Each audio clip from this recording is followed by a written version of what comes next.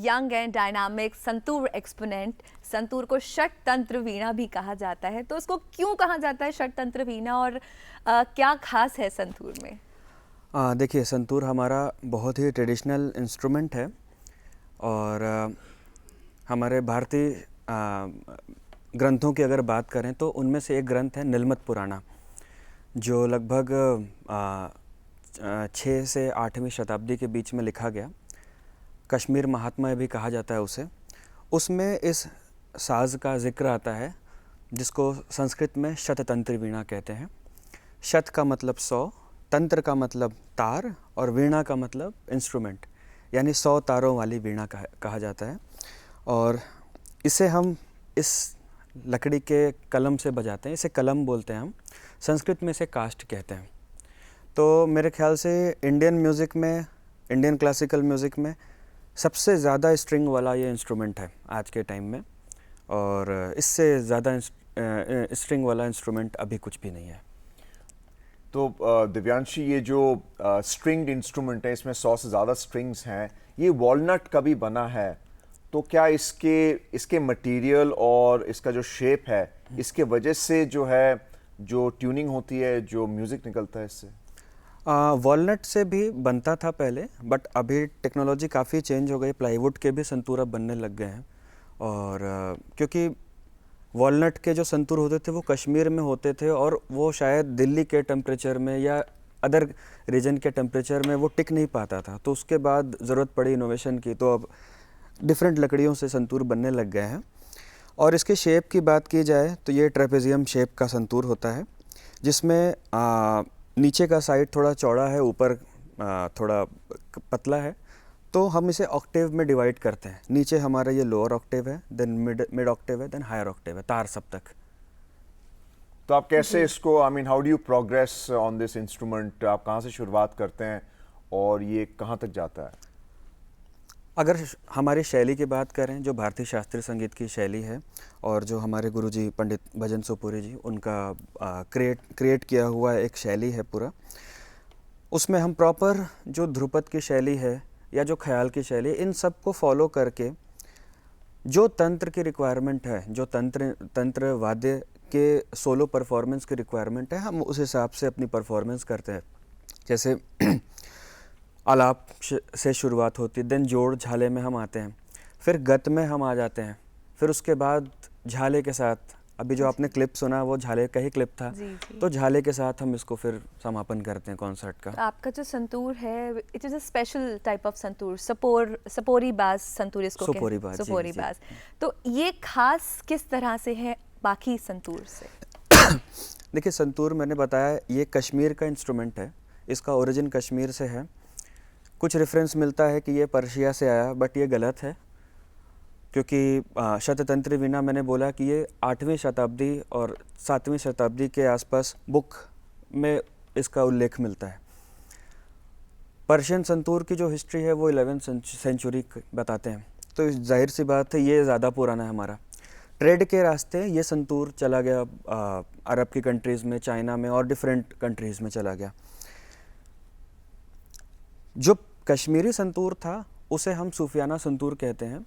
वो इसका हाफ संतूर था, लगभग हाफ संतूर, और 1.5 सप्तक का संतूर था। उसमें लोअर ऑक्टेव नहीं होता है, मिड ऑक्टेव होता है, और हायर ऑक्टेव में कुछ पोर्शंस होते हैं बस। बट क्लासिकल म्यूज़िक की ये रिक्वायरमेंट नहीं है। क्लासिकल म्यूज़िक में आपको तीनों ऑक्टेव चाहिए, और भी बहुत सारी टेक्निकलिटीज़ हैं जो आपको, जब तक वो पूरी नहीं होंगी इसमें, तब तक आप क्लासिकल पेश नहीं कर सकते। जी जी जी।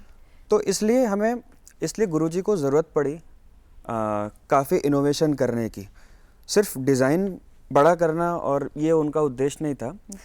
भारतीय शास्त्रीय संगीत को डिफरेंट जो शैली है, ध्रुपद की, धमार की, या ठुमरी की, या ख्याल की, प्रॉपर तंत्रकारी की, उसको पूर्ण करने के लिए गुरुजी ने बहुत सारे इनोवेशन किए। इवन कलम का भी इनोवेशन उन्होंने काफ़ी डिज़ाइन को चेंज कर करके दिखाया। तो तब जा कर के अब ये बाज सिद्ध होता है कि इस पे क्लासिकल म्यूज़िक पॉसिबल है, और इसे हम सब सोपोरी बाज के नाम से जानते हैं। तो अगर इसको आप प्ले करके हमें बताना चाहें कि कैसे ये डिफरेंट है नॉर्मल संतूर से। देखिए, जो कश्मीर का संतूर था उसमें खड़े सुर का प्रयोग किया जाता है।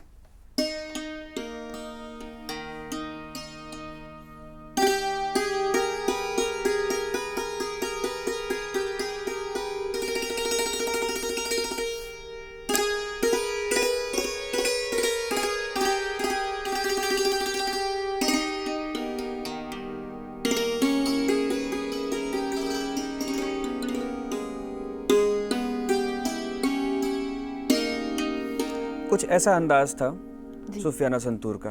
बट जब हम राग की बात करते हैं तो वहाँ पे खड़े सुर से बात नहीं बनती है, वहाँ पे आपको मींड लेना पड़ता है, वहाँ पे ग्लाइड की ज़रूरत पड़ती है। तो उसके लिए एक डिफरेंट कलम का इनोवेशन गुरुजी ने किया। अभी जैसे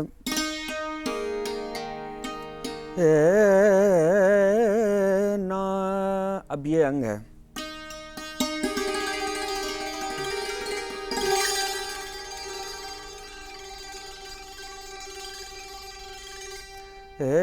ना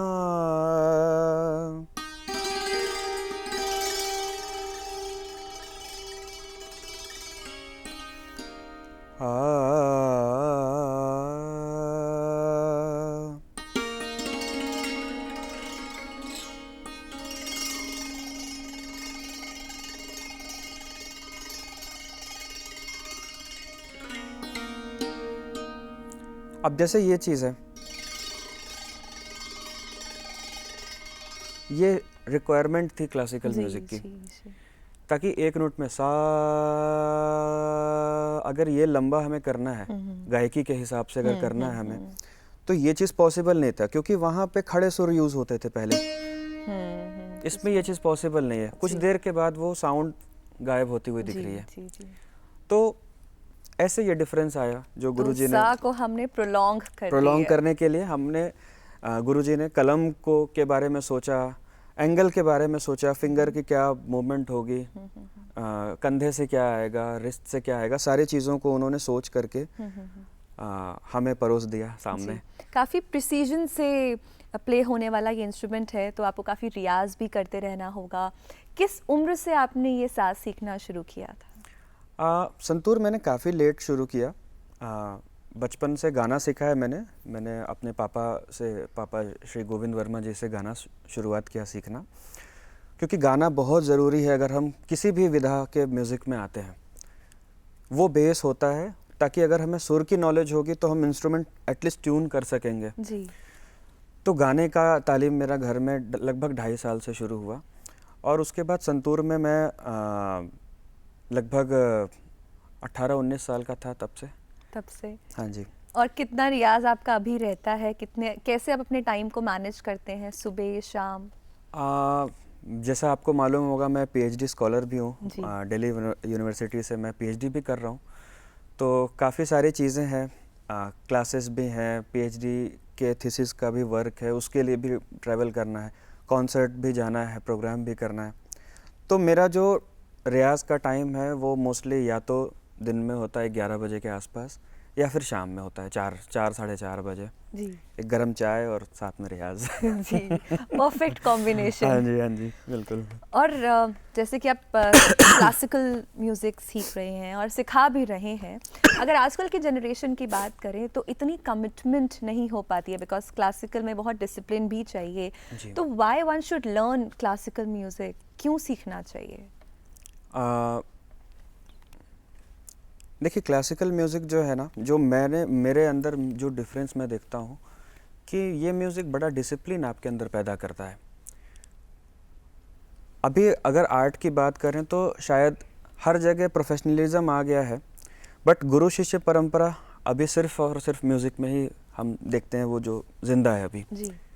मैंने खुद भी अपने गुरु जी से, पंडित भजन सोपुरी जी से प्रॉपर उस प्रोसेस से सीखा, गंडा बंधन, और उसके बाद उनके साथ साथ मैं आपके इस स्टूडियो भी आ चुका हूँ उनके साथ कई बारी, उन कुछ दूरदर्शन के शोज़ में। उसके बाद मैं अभी पंडित अभय सोपुरी जी जो उनके सुपुत्र हैं, उनसे भी मैं सीख रहा हूँ। तो वो डिसिप्लिन जो है उसमें प्रोफेशनलिज्म नहीं होता है, उसमें गुरु आपको एक बेटे की तरह मान करके सिखाता है और हम सीखते जाते हैं, और उसमें एक बड़ा मन को शांति मिलती है और हम आध्यात्म से भी जुड़ते हैं। तो मेरी जो अपनी फीलिंग है कि अगर कोई भी इंसान अगर क्लासिकल म्यूज़िक को उस वे में लेता है, उस वे में सीखता है, तो उसके पर्सनालिटी पे बहुत बड़ा चेंज आ सकता है जी। हमने बात की थी Arjun, mental growth, emotional growth, spiritual growth. तो जब आप क्लासिकल सीखते हैं तो ये हर तरह की ग्रोथ होती है, right. And I think you discuss this in some detail also. हमारी बात चलती रहती है कि कौन सा इंस्ट्रूमेंट या कौन सा डांस फॉर्म हम अपनाएं। दिव्यांशी बताइए कि क्या आप म्यूज़िक लिखते हैं? Do you compose music as well in your PhD, और जो आप परफॉर्मेंस में भी यूज़ करते हैं? कोशिश करता हूँ कि कुछ, क्योंकि मैं अगर कोई राग बजाने जा रहा हूँ तो ये मेरे को पता होना चाहिए कि इसमें अगर मुझे कोई भी गत अगर बनानी है किसी भी ताल में, तो वो ऑन द स्पॉट कैसे बन सकता है। तो यही तालीम का एक हिस्सा रहा है मेरा। तो स्क्रिप्टिंग होती है? स्क्रिप्टिंग होती है, बिल्कुल करता हूँ मैं, और नॉर्मली कंपोजिशन भी करता हूँ साथ में। जी अगर लिरिक्स है तो उसको गाने में बदलना, जी, ये भी जी, मैं जी। करता हूँ, कोशिश करता हूँ करने की। आपने हर राग की बात की कि हर वक्त का अलग राग होता है और आप उस हिसाब से प्रिपेयर भी करते हो, तो इस वक्त का कौन सा राग हमें आप सुना सकते हो? मैंने अभी इसमें राग बसंत मुखारी, जो कर्नाटिक म्यूज़िक का राग है, बट इंडियन म्यूज़िक में भी उसको बजाते हैं, और सुबह का राग है ये। इसमें 2 रागों का मिश्रण है, राग भैरव एंड भैरवी, दोनों का मिश्रण है, वो मैंने अभी मिलाया हुआ है। जी, if you would like to play something again. मैं ज़रूर बजाता हूँ। जी।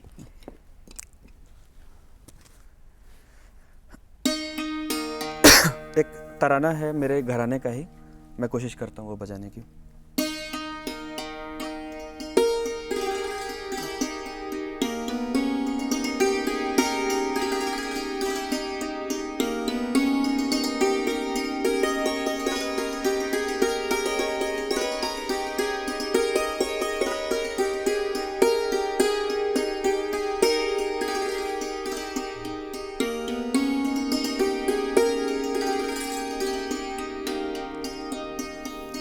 तादीम तदीम तादारे तादानी तादीम तदीम तादारे तादानी देरे ना तंदारे दानी देरे ना तंदारे दानी देरे ना तंदारे दानी तू दानी तादीम तदीम।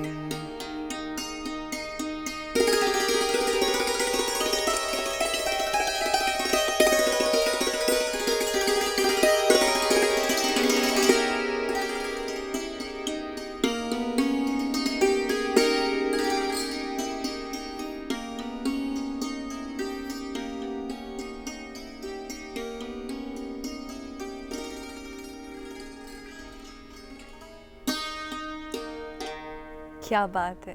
This can be rightly said the music for soul. Absolutely. आपने सूफी म्यूज़िक की भी बात की है।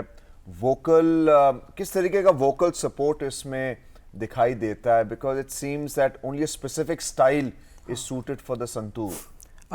देखिए, तंत्र की जब सोलो की बात करते हैं हम, तो उसमें इंस्ट्रूमेंट के सोलो में हम 2 अंग लेते हैं, एक तंत्रकारी अंग, एक गायकी अंग। तंत्रकारी अंग में कुछ जो सितार के बोल होते हैं या सरोद के बोल होते हैं, दादर दारा दार दार दा, जैसे मैं एक छोटा सा आपको बंदे गत सुनाता हूँ।